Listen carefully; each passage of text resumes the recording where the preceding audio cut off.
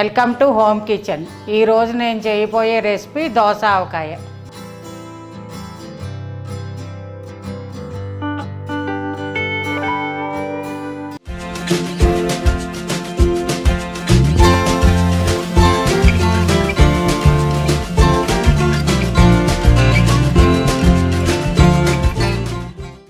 అందరికీ నమస్కారము. నా పేరు లక్ష్మీ భవాని.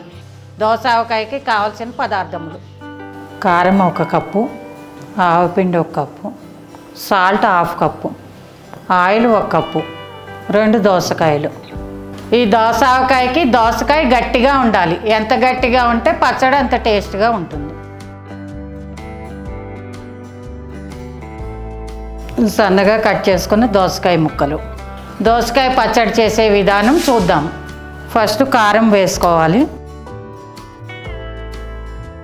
సాల్ట్ వేసుకోవాలి, బౌల్లోకి ఆవపిండి వేసుకోవాలి. సాల్ట్, కారం, ఆవపిండి మొత్తం కలపాలి కలిసేలా.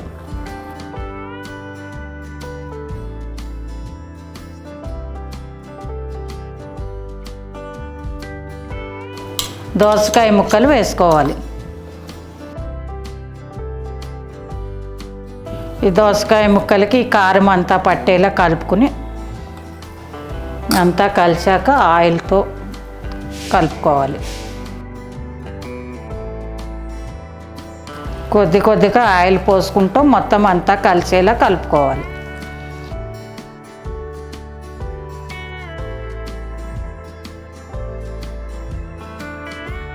రెడీ అయ్యాక 1 చెంచా నిమ్మరసం వేసుకోవాలి. ఈ పుల్లదనానికి పచ్చడి బాగుంటుంది.